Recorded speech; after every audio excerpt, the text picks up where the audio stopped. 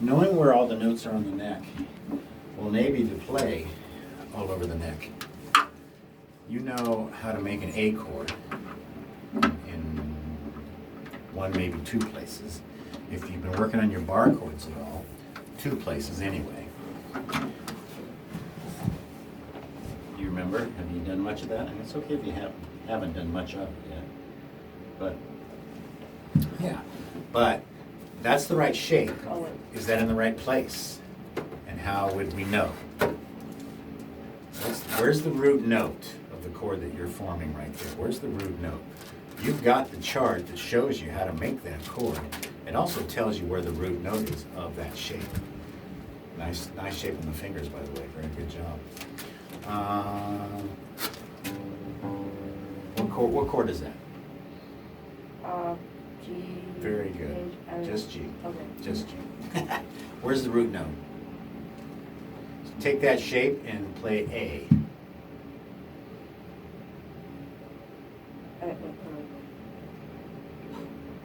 Where's A? You just showed me the root note on the sixth string. So where's A on the sixth string? You know. Sixth? Yeah, you know. Yeah. Yeah. Fifth fret. Okay. Let's hear it. Okay, not bad. It'll get better with time. The point is the knowledge that you're now putting together. Okay, that's A. This is what we call a sixth string root note bar chord. Okay. Where's B? Same shape. Where's the B chord? Bar chord. Where's B? Very good. And make sure that first finger is in this all in the one fret. Kind of slanting it over the metal at the bottom. There you go. Nice job. Thumb behind. Nice. Where's C? Oh, C. Very good. What? That's not B sharp? There's no B sharp. Very good. Awesome. Okay, so you see the importance of knowing where the notes are on the neck? All right, let's explore that a little more. I'm going to play some blues. Blues is almost always what we call 1-4-5 in A. What is my 4 and 5 chord in the key of A? A, D, E. Very good. So, blues in A. Give me an A chord. Or you can play along with me. Oh, A chord. Either way. With the bar chord or the... Whatever you wanted. I'm going to go to the 4 now. 4 is what? You told me? 4 chord? Thank you. Nice. Let's go back home. A. What's the 5 chord? Very good. Let's go there. Let's go to D. Go back to A. Let's finish it. Very nice. Keep going. Now I'm going to show you why scales are good to know. Keep doing that.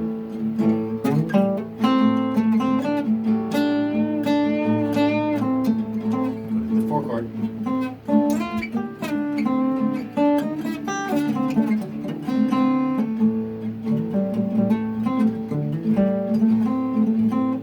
Five.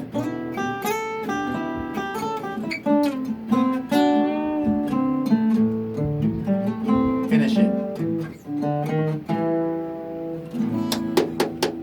We just jammed. And it's a lot of fun. Two guitarists can jam in blues forever. Now, what did I play while you were doing that? I just played notes in the A minor pentatonic scale. That's all I did. Now, you don't want them to sound like a scale. You don't want to do this. What you want to do is stuff like that. But the notes, you know them because you know the A minor pentatonic scale. Now, here's the thing. If you don't know where an A is anywhere else, you're going to get stuck in this box. But if you know A is here,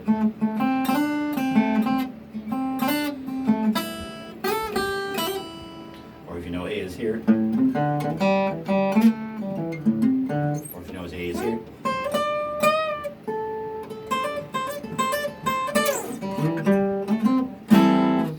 see? Now you can play anywhere you want. So you're doing this, and I'm doing this, maybe this. As long as I'm playing the notes, which are what? What are the notes in the A minor pentatonic scale? Play it with me. A. What's the next note? What is that note? Well, I was thinking. 8th fret of the E string. C. Very good. What's the next note? 5th fret of the A string. D. Very good. What's the next note? Comes after no, you went too far. Oh, okay. What comes after D? E. Very good. What's the next note? 5th fret of the G string. I mean D string. G. Very good. Now give it away. And we're back home. A. 5 notes.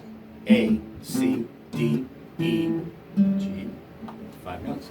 So if you know where those notes are on the neck, you can do it anywhere, right? That's why I have you fill out those blanks. You start to know. If I ask you, give me every A on the neck, like you just did. Give me every G on the neck. You can do it. Boom. Voila. I play with guys who do a lot of 1-4-5 stuff. And you know what? It doesn't have to be a 1-4-5 song necessarily. If I know it's in the key of A, I can play over the top of that anywhere on the neck. Even when the chords change. Notice that when we went from A to D to E, the chords changed, but the key didn't change. We're still in the key of A.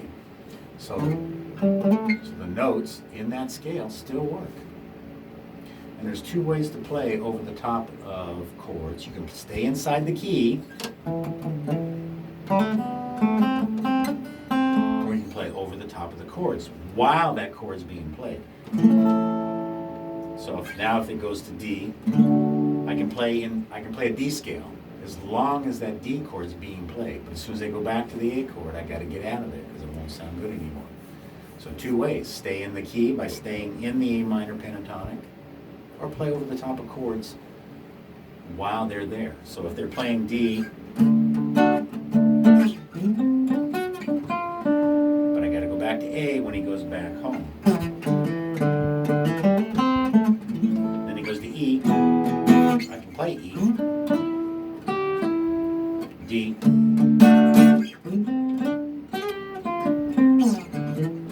I gotta go home. I can't stay there. When they leave those chords, I gotta leave that scale. So 2 ways: stay in the key, just stay in that A minor, or it might not be in a minor key, it might be a major, but stay in that key, or play over the top of chords as long as they're playing that particular chord. But that's when you got to know what's being played, or you got to listen for the changes. Because if I stayed in D while he went back to A, it wouldn't sound good. So that's why I emphasize knowledge of the fretboard. Not just for soloing, but for playing songs. Because songs are mostly notes from a scale in a key, with of course with variables. They leave the scale, but they always come back. You know, for example, Amazing Grace. The notes in that melody, I bet you are almost all notes from the scale of the key that the song is in. What key is that song in? I think it's in G. So, probably a G major scale.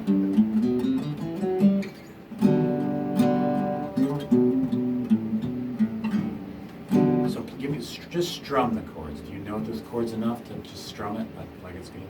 And you sing it, okay?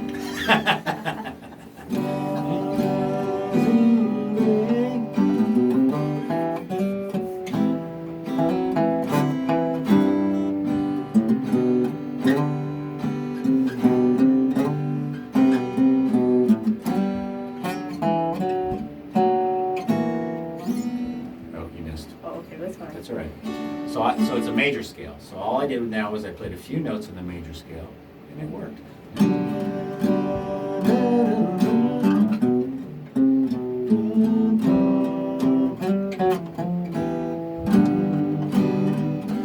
Voila. So 2 guitar players can really expand on a song. Not just one guy strumming, one guy picking the melody perfectly, but playing the melody, and as you've learned, you don't have to play every note in a melody, playing some of the notes in the melody, but going outside of that and then coming back. So.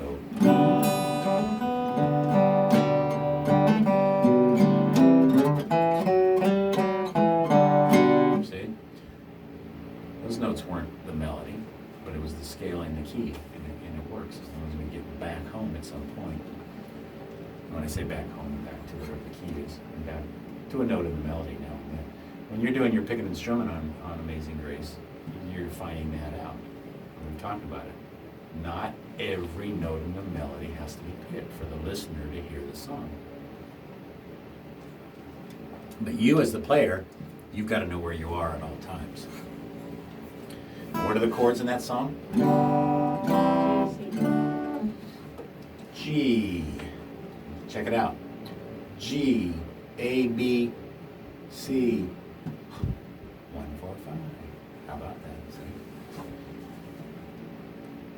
So many songs are around that pattern. Have you worked on it a lot? Some? Yeah. It's in your repertoire. Play your repertoire every day if you can. You working on Moonlight Sonata? Well, I was trying to like do the and then try to learn Oh yeah, from the F to the B flat. Let's open up there. This is a really important style for you to master. So let's go there. Let's dissect it a little bit. Let's see how I'm in the wrong book.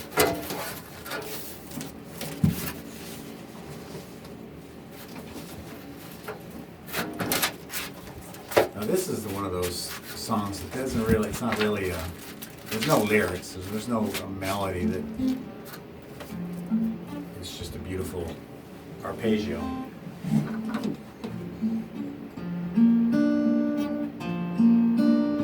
I always put my second finger on top, gives me a little more, helps me, everybody's different. I try to. And my thumb is behind, I'm really clamping on that. It makes me hesitate though, like, and then like if I try. Yeah, I understand. If you just throw it down, that's fine, as long as you get that last note. It sounds like it's still a little dead. Try it again.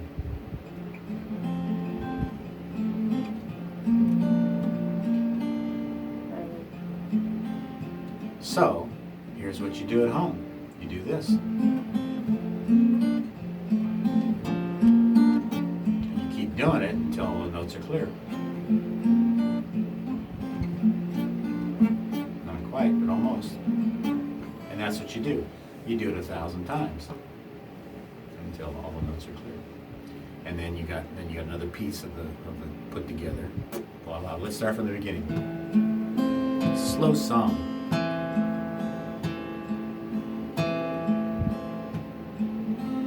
Tell me when we're starting. I'm just kind of vamping. Now? Oh, yeah, listen.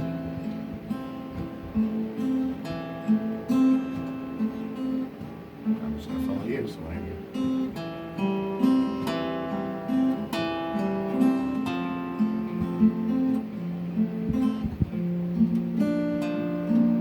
Okay, that's as far as you should go. Get it perfect, and then go on. Let's look at the fourth measure, though. It goes to an E7, which is this. But we don't do all the strings, so you just do it like this, which is the fingers on the strings that we're playing, which is here, here, and here. You can do the pinky, or you can do the third finger on the third fret. But you got to play that D note, the D note on the B string. You can do it with the pinky, or you can do it with the third finger, whichever is more comfortable. It's harder if I try to. Yeah. And it does that twice, and then it goes back to A minor for one movement. But then it immediately goes to A, E.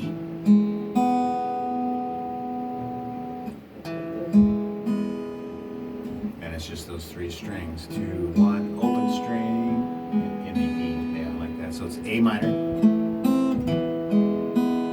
Real quick. Yeah, like that. Okay. All right, keep working on measures 1 through 3. Now you have an idea what's coming after measure 3. But you got to get that bit down what I call performance level before moving on. But it's fun to go through it just to see what it feels like. But don't try to go through the whole song every time. We've talked about that technique. Yeah. That's where I learned a lot doing You'll get to where you works for you. I don't even think about it when I lay my second finger on it. It just happens.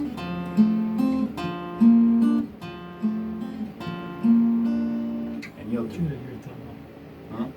Yeah, my thumb's in a weird place too. Yeah, well, because I've taught her to do that. But as time goes on, she develops her own style. Because I use my thumb over the top a lot to play notes. So I'm just used to that. Whether it was because her hand is small. No, it. nothing to do with it. You should see some of these little kids on YouTube that just blow me away with the stuff they do. If that helps you get a grip, go for it. Well, then it makes my third finger go like, oh, that's not my one. I need to land it. I see. Like I said, I don't even think about it. I just go there, and you'll find what works for you over time. Oh, wait, it happened. You're just not laying that finger flat enough, So whatever it takes to get that finger flat enough. And what's weird too is sometimes the string will line up right here with this crease, and that happens to me now and then.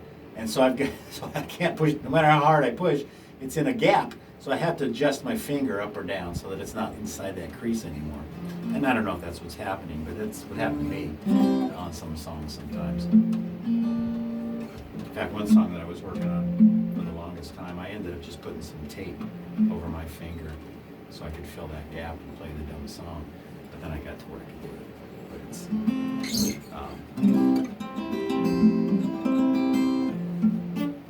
So your job is to do F, B flat, F, B flat, F, B flat, F. Ah, see, look at that. And I cannot emphasize enough how rapidly people improve by doing one thing for 30 minutes. Look at you. You've been doing that for 5 minutes, 10 minutes, and it's already sounding better.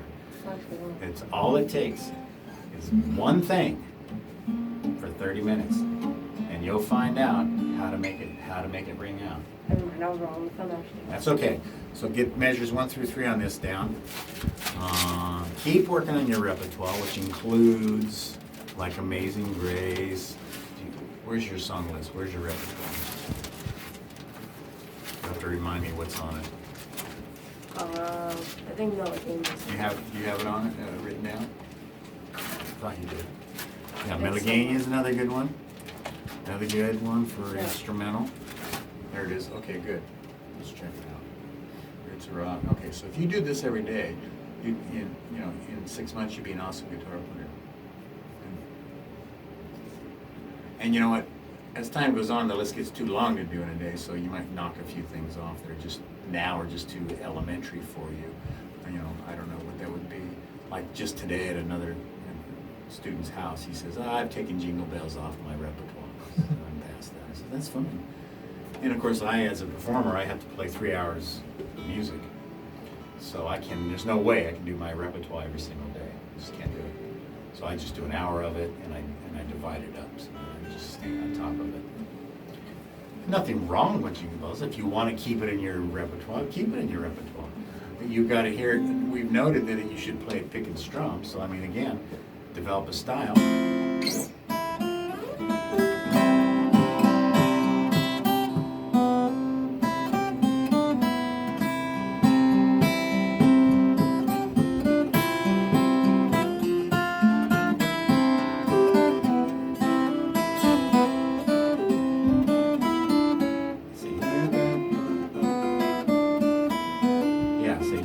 So have fun with it if you want to keep playing with it. Give me a C chord.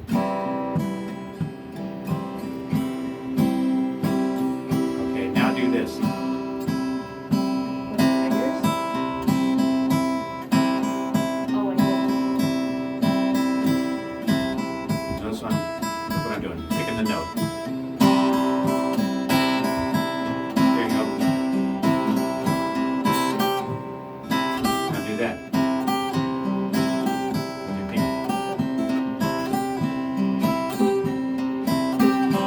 even do the strumming. A lot of good pickers, a lot of pick pickers, flat pickers do that.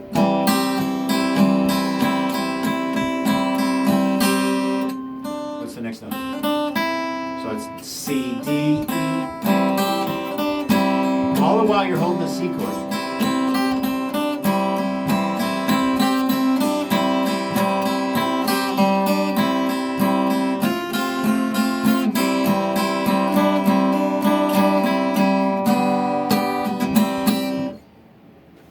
I mean, it doesn't have, you know, it could sound sloppy like that. It's still kind of cool.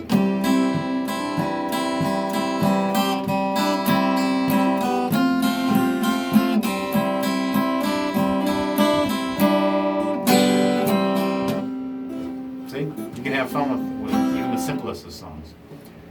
All you gotta do is find it, note that the listener hears, and of course I do a lot of finger style, so I'd be doing.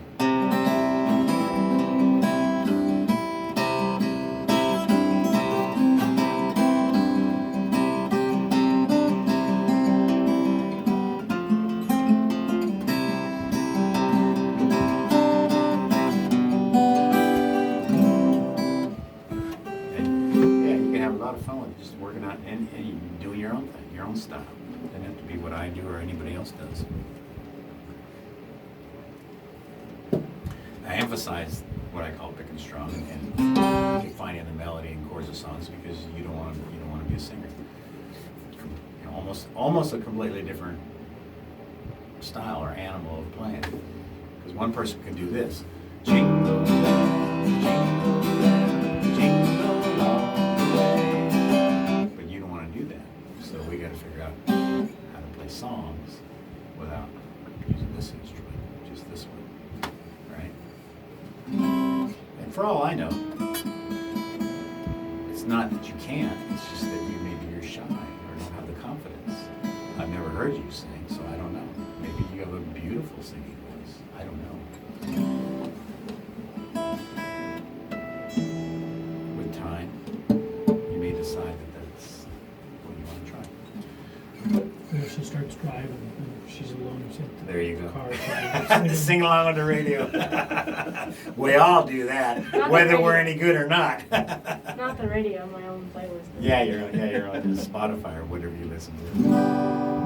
And you know what? I host an open mic every Saturday, and I have a lot of people come who are no good, but they don't care. They're just having fun. And you know what? A lot of them, I'll watch them over the years, and they've gotten better.